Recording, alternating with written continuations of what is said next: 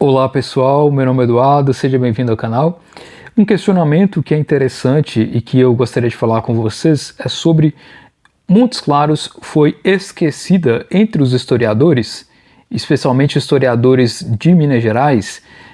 Há uma negligência, há um apagamento da história do norte de Minas, porque ao observarmos livros que tratam sobre a história de Minas Gerais, nós percebemos que há pouquíssima referência ou quase nenhuma referência sobre o norte de Minas Gerais ou sobre Montes Claros. Por exemplo, nós temos esse livro aqui, História de Minas Gerais, de Helena Guimarães Campos e Ricardo de Moura Faria. Trata sobre a história de Minas Gerais, mas muito centralizada na região central, né? Mariana, Ouro Preto, Belo Horizonte, e não trata das outras regiões, embora há uma referência pequena ou outra às outras regiões de Minas Gerais, mas se concentra na região central. E isso parece ser um certo padrão entre os historiadores de Minas Gerais, né? Nesse outro livro aqui também, né, História e Formação de Minas Gerais em 300 anos da capitania, Origens e Trajetória, Mauro Verquema, também da mesma forma. Embora ele faça uma referência ou outra ao norte de Minas Gerais, a Montes Claros, a história de Minas Gerais parece se concentrar nessas regiões centrais dentro dessas obras, né? Mariana, Ouro Preto, Belo Horizonte são as capitais, né? A coleção de História de Minas Gerais, de João Camilo de Oliveira Torres, você pode pensar, né? Existem aqui 5 volumes, talvez ele aqui vai tratar sobre as regiões de Minas Gerais e vai incluir também o norte de Minas Gerais na sua história. E há pouquíssima referência sobre norte de Minas, né? Especificamente, embora ele não trate muito da história, ele ainda acrescenta fotos, né? Tem aqui fotos da Catedral de Montes Claros. Então, basta dizer que ele, obviamente, conhecia, sabia da existência de Montes Claros. O João Camilo de Oliveira Torres era amigo do Ciro dos Anjos, né? Inclusive, ele até colocou aqui uma foto do Antônio Gonçalves Chaves, né? Que foi presidente da província de Minas Gerais e era de Montes Claros, mas ele não trata propriamente sobre a história do norte de Minas Gerais, ou seja, esses livros de história de Minas Gerais, eles não se concentram, ou pelo menos não tratam das outras regiões que não a região central, né? E por que isso aconteceu na história de Minas Gerais, na historiografia que trata sobre a história de Minas Gerais? Existem vários dilemas sobre a historiografia, várias dificuldades que os historiadores tiveram em relação ao norte de Minas, reputando como sendo uma pesquisa dificultosa, uma pesquisa difícil. Eu atribuo isso muito mais à questão de interesses que estavam relacionados à política, à economia, que muitas vezes acabaram atrasando um pouco a pesquisa historiográfica do norte de Minas Gerais. Então eu vou narrar um pouco sobre isso, né? Primeiramente, nós temos que entender que Minas Gerais, enquanto capitania, surgindo em 1720, teve a sua formação e teve todo o seu aproveitamento, a sua atuação em relação ao minério. Então, por isso, a região central concentrou, obviamente, questões econômicas e políticas com maior intensidade do que as outras regiões. A região, especificamente do norte de Minas e Montes Claros, teve uma atuação em suas fazendas. Então, de 1707 até 1768, nós tínhamos apenas a fazenda de Montes Claros, com a família do Antônio Gonçalves Figueira. Então não era algo que chamasse a atenção ou despertasse o interesse para que se realizasse uma pesquisa, porque obviamente a centralidade em termos de econômicos, políticos, estava justamente nessas regiões do minério. Obviamente que depois, com o passar do tempo, nós conseguimos descobrir outros documentos que dão uma maior amplitude para a história desse período, né, do século XVIII, mas basta entender que a própria circunstância da época, né, no século XVIII, não dava margens para se realizar um estudo da história do norte de Minas Gerais. Existia referência, por exemplo, em Pedro Tax, né, na genealogia paulistana, quanto a Antônio Gonçalves Figueira, mas não era algo que pudesse ser propriamente dita uma história mais complexa, né?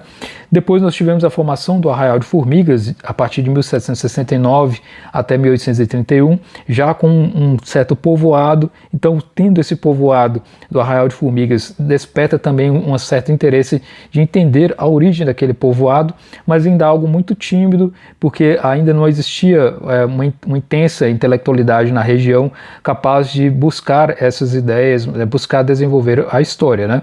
E a própria história do Brasil também não estava formada enquanto nacionalidade, né? O Brasil estava começando a se desenvolver, tendo a independência a partir de 1822, e depois é que se formou o Instituto Histórico e Geográfico Brasileiro, né? O Instituto Histórico e Geográfico do Brasil, que começou a fazer as pesquisas e a entender o que era o Brasil. Então, dentro da complexidade de se formar um Estado nacional, é que começa a existir os interesses de também formular a história do Brasil, e Montes Claros estava inserido dentro disso, né? Embora fosse uma região que no início do século XIX começava a ter uma certa prosperidade, começava a desenvolver sua economia, ainda não havia uma potência econômica suficiente para despertar interesses intelectualizados para realizar uma pesquisa intensa sobre a história, né? Então, o próprio início, a própria gestação do Estado Nacional ainda não permitia, dentro daquele mecanismo, daquele momento próprio, né? E com o passar do tempo, especialmente no final do século XIX, é que surgiram as primeiras atitudes, digamos, intelectualizadas que pudessem fornecer algo relacionado à história. Nós tivemos a formação da Escola Normal em 1879, em Montes Claros, então já para produzir pessoas que tivessem a capacidade de ler e escrever, né? E depois, com o surgimento do jornal Correio do Norte, em 1884, começou então a buscar conteúdo, buscar meios para que aquele jornal tivesse informações, e aí surgiu também o interesse de se pesquisar qual a origem de Montes Claros, narrar a história daquela cidade que estava em seu desenvolvimento. E nisso nós tivemos então o trabalho, né, do desembargador Veloso, que trouxe o seu texto no jornal Correio do Norte e depois na própria revista, narrando um pouco sobre a origem da região. Mas ainda muito tímido, muito escasso a pesquisa, justamente pelas dificuldades da época em termos de transporte, de tecnologia, etc. O interesse começa a se acentuar ainda em 1910 com o surgimento do Bispado de Montes Claros. O próprio bispo, né, da época, o João Antônio, ele começou a fazer a sua pesquisa sobre a formação da diocese, como que cada região começou a formar as suas igrejas, então, portanto, um certo interesse de entender a história da região. A própria consciência da Câmara Municipal se despertou ali em 1915 e contrataram então o Urbino de Souza Viana para escrever um livro que tratasse sobre a história de Montes Claros. Então, a partir desse momento é que o povo de Montes Claros começou a ter a sua consciência de entender a história, de registrar a história com uma maior complexidade. E aí surgiu então o livro Montes Claros, Breves Apontamentos Históricos, Geográficos e Descritivos, em 1916. Então foi aprovada uma lei pela Câmara Municipal para que se estabelecesse esse livro, né? E aqui o próprio Urbino de Souza Viana, ele trata e fala sobre as dificuldades que ele teve para escrever esse livro em sua época, né? Ele diz aqui: o estudo que fizemos do município de Montes Claros merece, da parte daqueles que nos lerem, as indulgências mais amplas. O tempo de que podemos dispor não bastou para colher maior cópia de notas, fazer observações mais numerosas, recolher dados e informações mais abundantes. A ausência de documentos nos arquivos que rebuscamos não nos permitiu elucidar pontos controversos. Carência de livros que tratem do sertão deixou-nos sozinhos no intricado dédalo da dúvida. Penetramos sem guia no interior da terra brasileira, nos servindo de passadas leituras e dispondo de exícuo material. Por tudo isso, vossas indulgências e nossas escusas.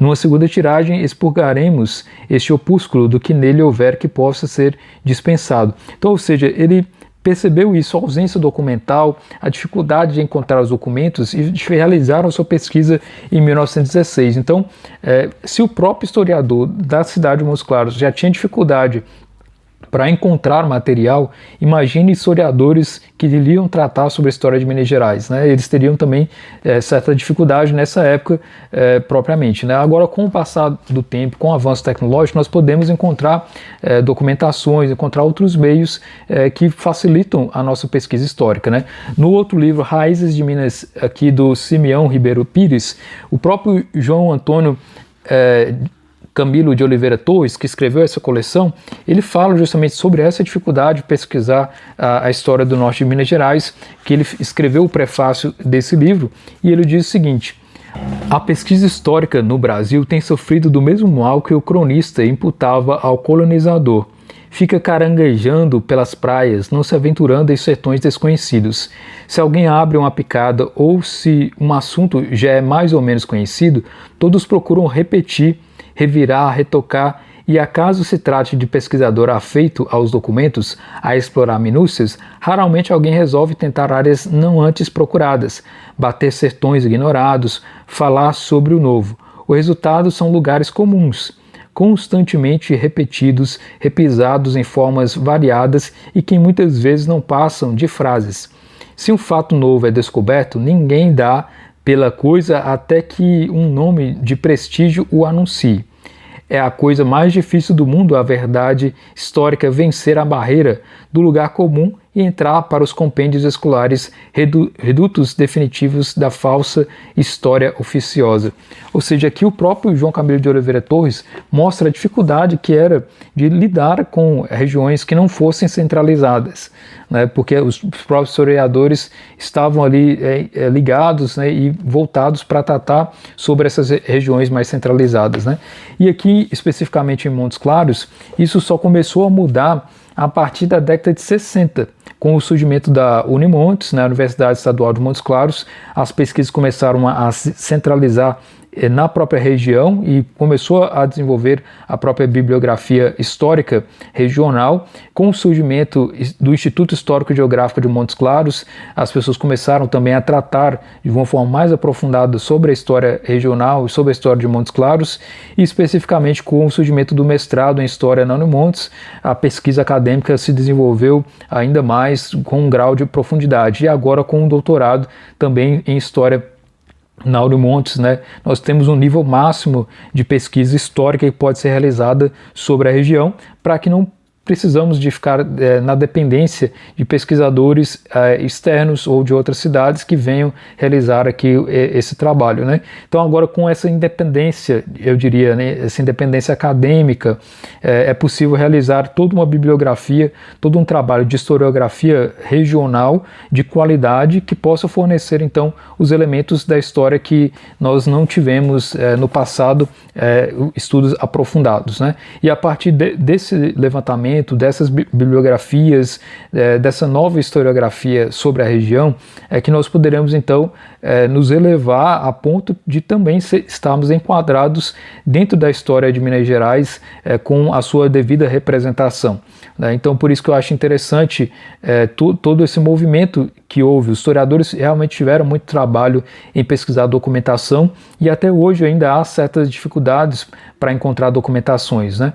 E eu diria que o trabalho maior atualmente, né, do historiador da região de Montes Claros, do norte de Minas, além de buscar esses novos elementos, esses materiais, utilizando a tecnologia que agora está mais facilitada para que você possa encontrar a documentação, ainda há outros problemas, como por exemplo a atuação na internet, né, de meios em que as pessoas acabam propagando informações falsas, ou meios que as pessoas colocam como sendo verdadeiras, na verdade tendo informações incompletas, né?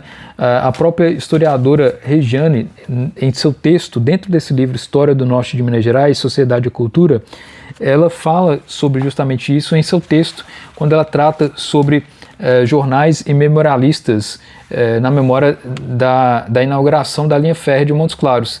E ela finaliza esse texto dizendo o seguinte: pensar e discutir a história social de Montes Claros é fundamental para suscitar o debate em relação aos problemas sociais e a forma como a memória sobre Montes Claros foi e é produzida.